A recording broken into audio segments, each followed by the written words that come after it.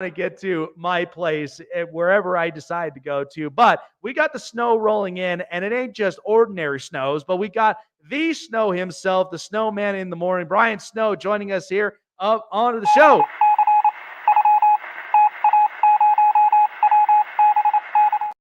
So, I mean, I'm not wrong for this when it comes to the outrage with Major League Baseball because it continues. Hell no, you're not wrong with that. You're not wrong with that outrage. You're talking to a third generation Southsider, okay? I've been in both parks. I've been in Old Comiskey Park. I've been in New Comiskey Park. I've seen Ken Griffey Jr. play in person the night we clinched the division in 1993. I was part of the winning ugly generation. Thank you to my dad and my granddad. God rest both their souls. I was there when Scott Pasednik walked us off in game 2 against the Houston Astros. I didn't have a voice. My ears were ringing. And majestic is the uniform. Okay? Majestic is the uniform. What the hell does Fanatics have to do with this? I know. It doesn't. It's wrong. It's wrong. It's what it is. Yeah, it's dead wrong. It's so dead wrong. And look, I understand it. They could filter out the fans, but when you got players literally voicing out about this, it's time to resolve the issue. And again, it's time to pull them off the shelves and be done. Forget if the play. Okay. My wife doesn't like baseball, but she loves how some football players look, and she's familiar with some of the brands from being around me. If your players are complaining about the material, the feel, the fit, and if it doesn't make them feel faster, I think that's a clue that you need to pull them off the shelves before the first pitch on March 29th. Yes. Find the lie. And think about this. I could be okay with if you told me these were just spring training uniforms and they are not the regular season ones. I could be like, okay, I better not see this again. But if these get rolled out in the regular season, I'm not watching. I think you already know what the outrage is going to be like for baseball fans. Listen, Jake, you and I are baseball guys. We've talked about this off the air. If they roll these out on March 29th, they're not going to see my eyes. No. They're not going to. If Adam Silver, God bless him, can figure this out. If Gary Bettman, and anyone who has watched Snowman in the Morning knows how I feel about Gary Bettman,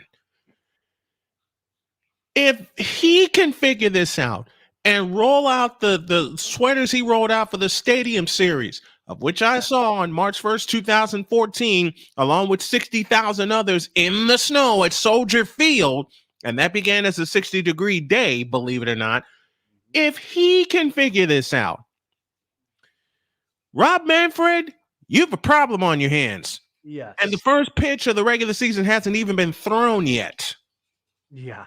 And I mean, how many lists of problems has Rob Manfred literally had to come across on his plate?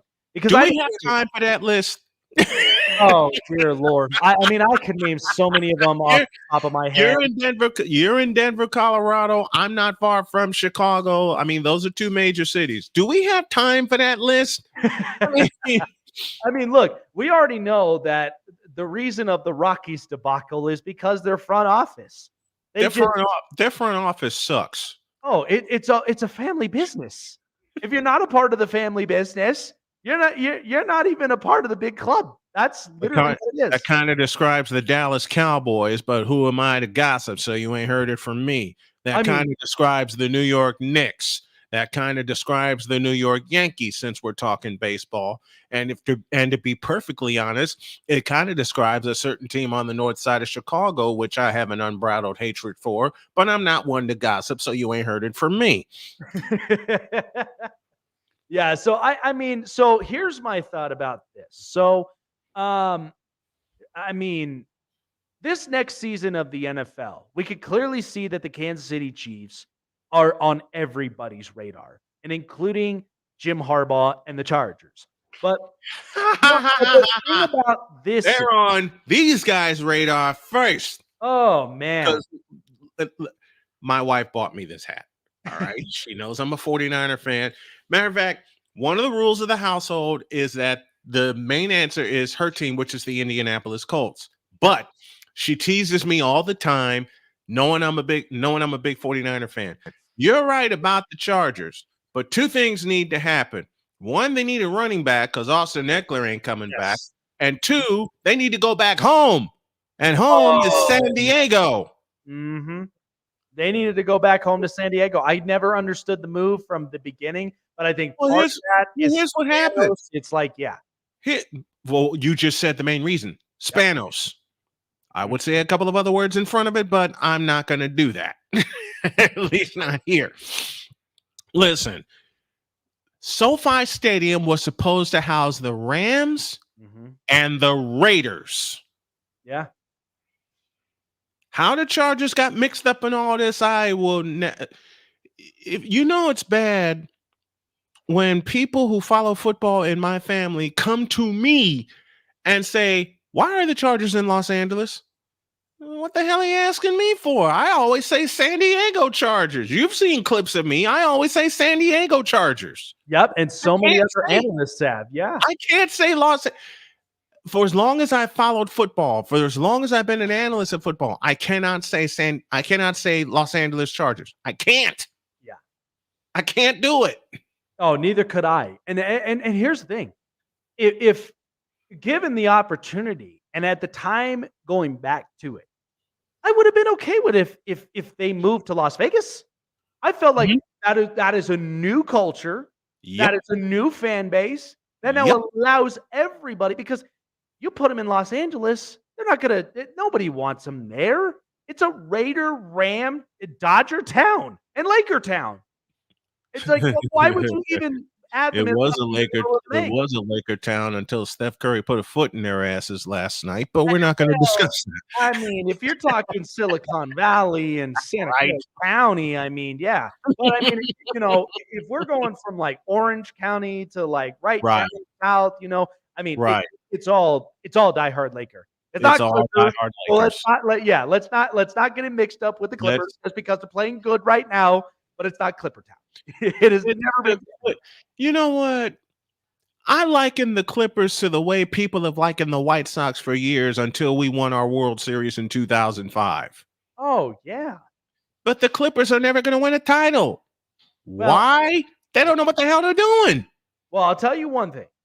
Maybe this year could be a possibility, but we'll wait on that in the Western Conference because, I mean, you've got a Phoenix. This is full of water. This could be full of vodka. Does that tell you? And I am not much of a drinker. Does that tell you anything? So, I mean, it's a Laker town for life. The Clippers have no business. They had no business moving to Los Angeles in 1984. They got no business being there now. And they're supposed to have a new arena built there. For what? Yeah. For what? Oh, yeah. It's going to be interesting when MSG Arena is going to be built up. I mean, my hope is if it's as good as they say it is, I mean, hey, I'm fine with concerts. I'm fine with games, you know, but you gotta not have this narrative of being the redheaded stepchildren of Los Angeles if you're literally going to be living there and you already know it's ran by the Lakers. So it's like, yeah. There's the problem. Mm-hmm. Steve Ballmer and company have not gotten the memo. The same way Dean Spanos and company have not gotten the memo about it being a Rams town. Mm-hmm. Oh yeah, 100%. So what's interesting about next year's, so the draft is going to be coming up, and I mean, I'm going to be all over it. You know, I'm going to bug the daylights out of you. Come on, so my thought is because I mean, the last time we had an overhaul of quarterbacks was 2020. We had 5 of them. Mm-hmm. Tua was questionable until Mike McDaniel came into the building. Wrong. Tua is still questionable. Well, yes. We started we started seeing that by the time it got too cold. Obviously, Miami is not built for cold weather in the postseason. We We clearly started knew seeing that. that after he got banged around by Cincinnati. Yes, but we did see him be a productive quarterback in the regular season. Now, True. this year, I've got potentially almost 9, 10 quarterbacks this year. I could pull off at least like 3, 4 of them that I know that are going to be on the bottom half, but Yep. they could still be valuable, which is Sam Hartman. Yep. I do think Joe Milton, if put Correct. in the right space, he could be a really good productive quarterback. And then I would also particularly say because I mean there's so many of them that I know for a fact that could be very sneaky as long as the situation works for them. But Jaden Daniels. yes, Jaden Daniels. So this is what's interesting. So these 5 quarterbacks or 6 of them now that have been talked about. AJ McCarthy, Yep. Caleb Williams, Mhm. Drake May, Jaden Daniels, Bo Nix, and Michael Penix. And Michael Penix. So my only thought is, and this happens to us every year, we get this many quarterbacks and only one falls off, which is like we thought we had this in 2020 because the only late rounder in the second round was Jalen Hurts. Jalen Hurts. And so to me, my thought is my guess, I like him, but if you draft him, you better have a really good left tackle to support him, and that's Drake May. I watched him in the pocket, and there was one piece of film, and when I watched the pass rush come at him on his blind side, he was wasn't ready. stiff as a stone. He wasn't. That is one of the things I am very fearful for. But as far as the other quarterbacks, I mean, like I said, I think Atlanta could definitely work on Michael Penix. I think Jaden Daniels as somebody who can open up space out of the pocket, but also give you accurate throws. And as I've said, my sleeper of the draft is going to be Bo Nix because he has it. Oh yeah, Since he's been in Oregon, and he has like we've seen moments in Auburn, but when you're around Dan Lanning in Oregon, he has been he has had no mistakes. none. He's only thrown 3 picks since he's been in Oregon. That is it. So my thought is you put him in Denver or you put him in Minnesota. That could be a quarterback. Minnesota's not going to be smart enough to draft Bo Nix. That dude's stuck on Kirk 2 Chainz Cousins. Well, here's the thing, though. I think they're over that, though, because first of all, if you're not winning primetime games and you're not even winning you just got embarrassed by Daniel Jones and the Giants the last time you were in the playoffs. That's not going to go over well. So my hope is you don't have to go. You don't have to go over that one because I watched that one live, and my wife looked at me and went, "What?" I mean, my hope is that you want to keep Justin Jefferson in Minnesota because you already got a home run in Jordan Addison. Yep. And you got TJ Hawkinson. All you could do is get a running back. The offensive line, it's going to figure itself out in the next couple drafts. True. But to your opinion, seeing these quarterbacks, is there anyone that basically comes out to you that you feel like, you know what? I've watched his approach. I watch how poised he is in the pocket. And I think that is going to be a franchise quarterback wherever he gets drafted from. Bo Nix. Bo Nix, and I won't even blink. The close second would be Michael Penix. And I'll tell you and I will say a one-word reason for both of them. Experience. Experience. Hell, Michael Penix played in the national championship game. Yep. Michael Penix and his left-handed sling played in a national championship game. That's enough experience for me. And of course, I'm going to bring 2 quarterbacks to mind that had the greatest amount of experience that just played in the Super Bowl. Patrick Mahomes, Brock Purdy. And and everybody wants to hate on Purdy because of the one attribute that I'm saying that Bo Nix and Michael Penix can bring to you immediately. Experience. You put a playbook in their hand, they will know it by the end of the day. Yeah, and that is interesting because my thing is like Bo Nix compared to Brock Purdy. I think Bo Nix, honestly, like he's got similar football IQ, but Yep. I do think he does throw a better ball to an extent. Mm-hmm. But I also do think he does have the similar capability of running out of danger when the pocket collapses. He did it in Oregon for 2 years. Yes, he did. And so I'm a firm believer that I think Bo Nix will be that guy.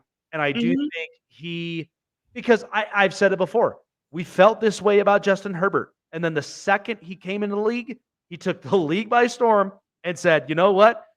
Patrick Mahomes has a new challenger in front of him. Put an And so offensive line in front of Justin Herbert, and how high scoring would be those games between them and the Kansas City Chiefs. And I would also tell you that had it not been for an enormous gaffe 3 years ago yep. in Los Angeles, not only would the Chargers have won that game, it would not have taken overtime, and the Chargers would have walked off with that division. And the funny thing is, this is the same quarterback who went toe to toe with the GOAT, with Tom Brady. Yep. I mean, He matched him foot pass for pass. God, I really thought they were gonna have a chance against Tampa Bay because that was such a damn good back and forth. Oh yeah. I mean That's one of those games. Let me make a good comparison here. That's one of those Joe Montana, John Elway type games where you expect to see 800. Let me change that. That's one of those Dan Marino, Jim Kelly type divisional games where you see 800 yards of passing offense alone. Yes. So here's an interesting topic. I'm going to get into this in the bottom half of it, but all right. Mike Tannenbaum.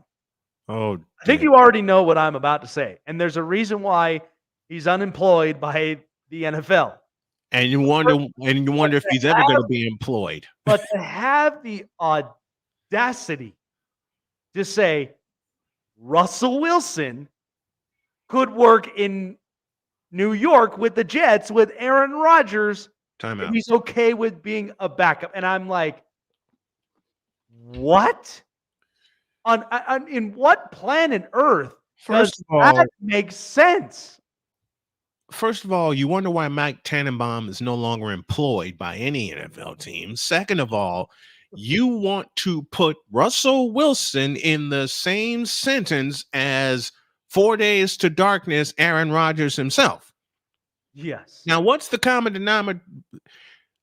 I'm going to say something that'll really ruffle some feathers, but I'm going to go ahead and say it. What's the common denominator between Russell Wilson and Aaron Rodgers? It's a 3-word sentence.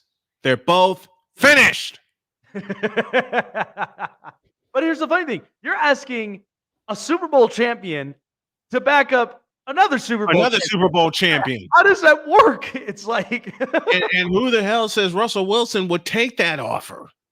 I mean, let alone his wife is going to be making a fortune, whether she's in New York or Las Vegas or anywhere. Los Angeles. Like, but that, I don't know how that even.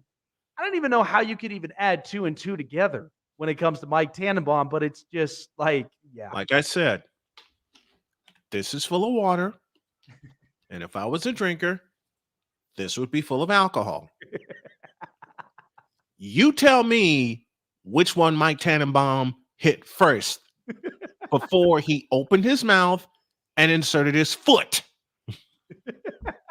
So, okay. So I got to get your opinion up on this. So recently we've had the NBA All-Star game. And let me just say, what a drag of an I watched 2.5 minutes of All-Star Weekend, and they involve Steph Curry and Sabrina Ionescu. Next question. Oh man. And look, I've only watched 10 minutes of that All-Star game.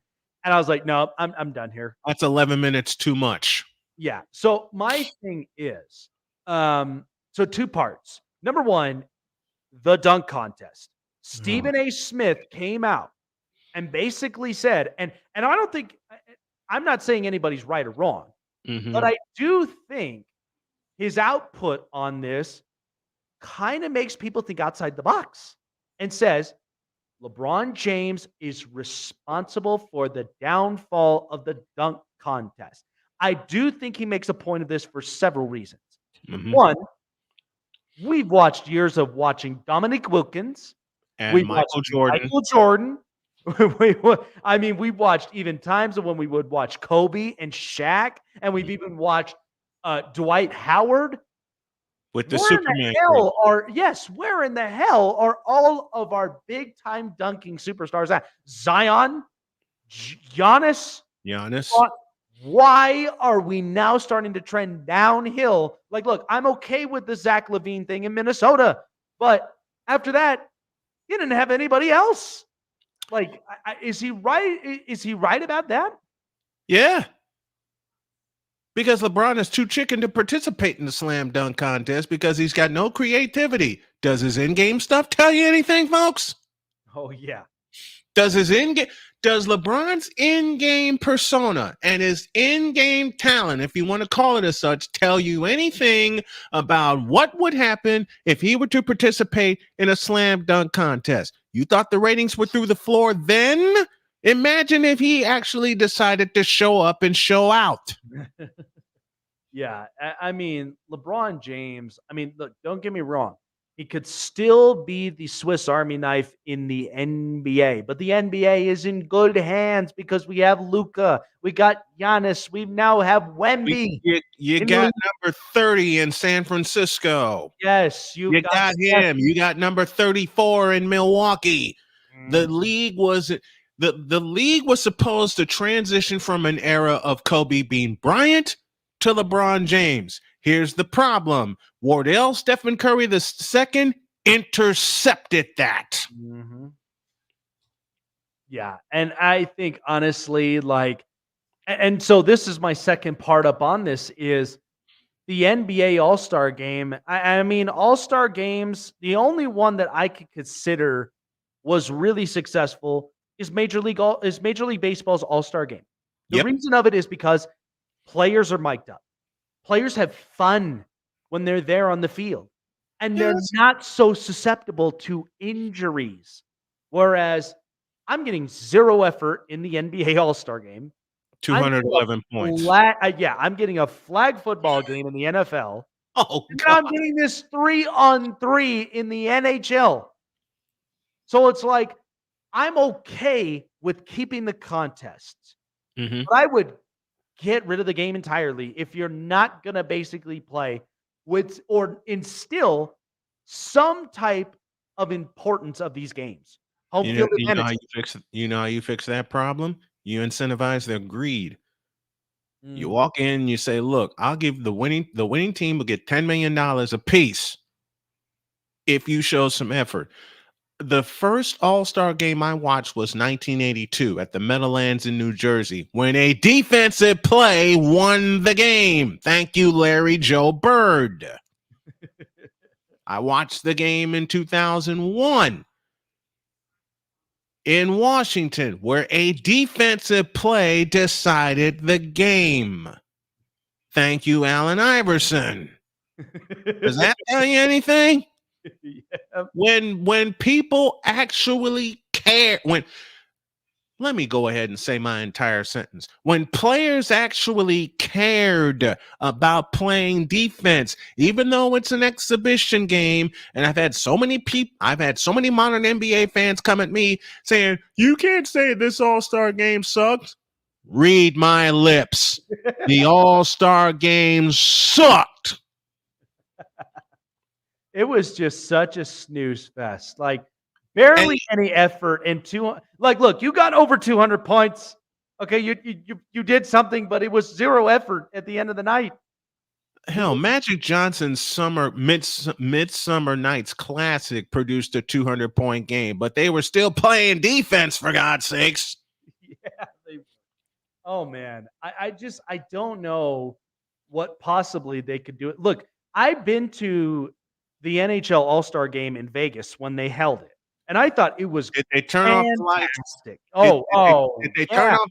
Did they put on a show like they do for every Vegas home game?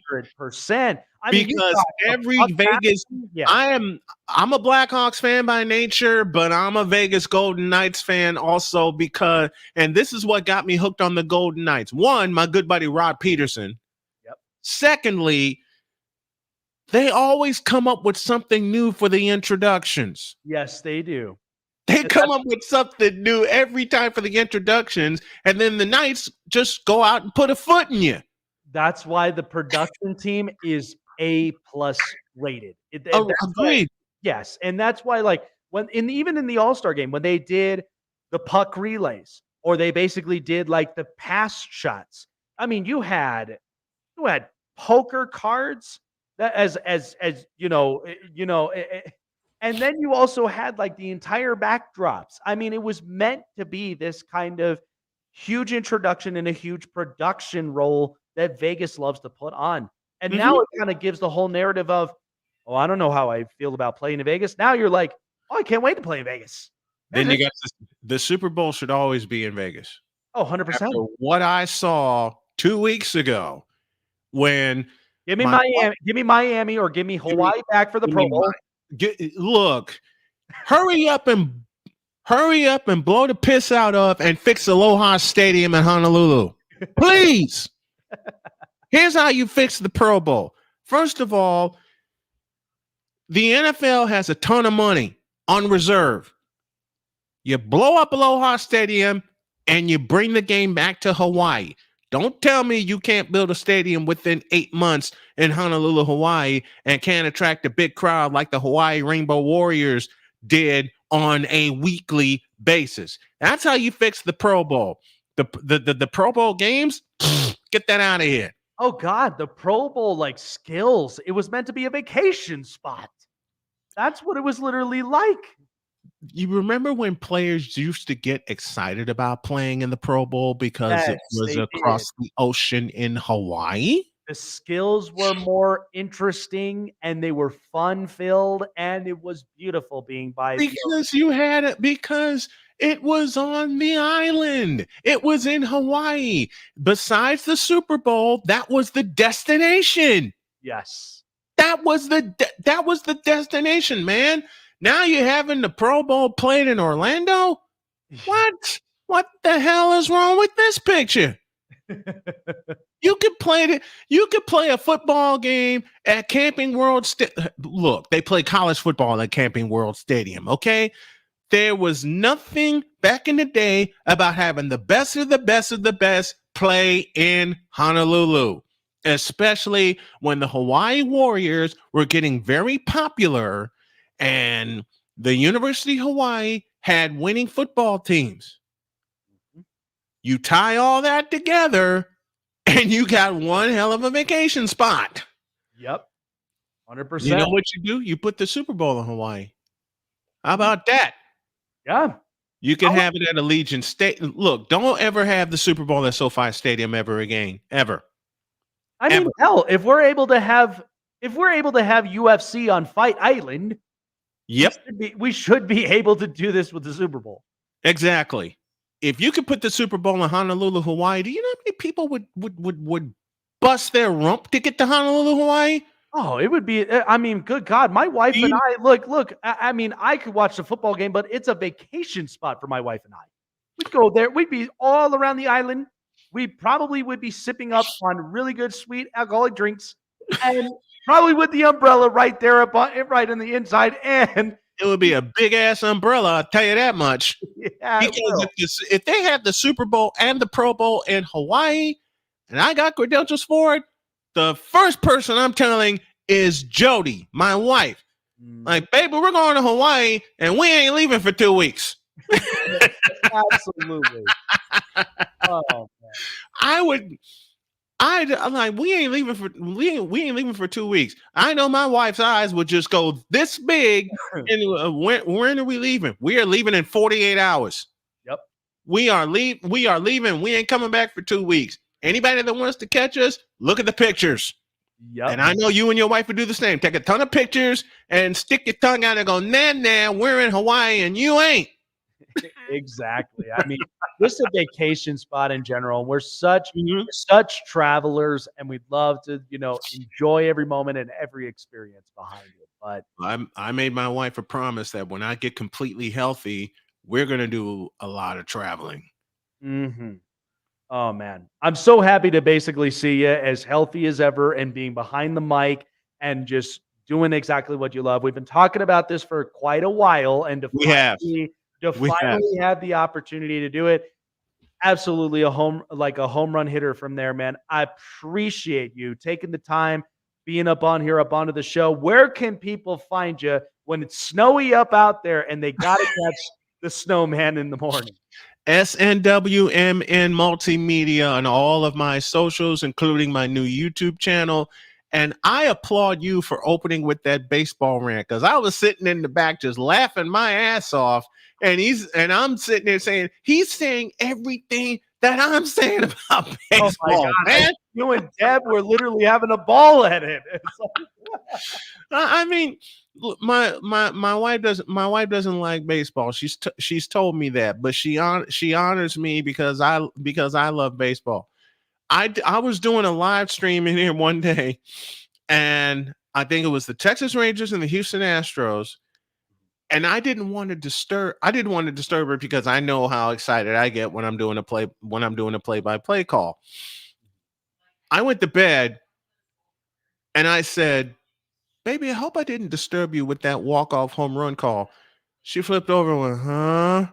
I'm like, "Okay, I'm good."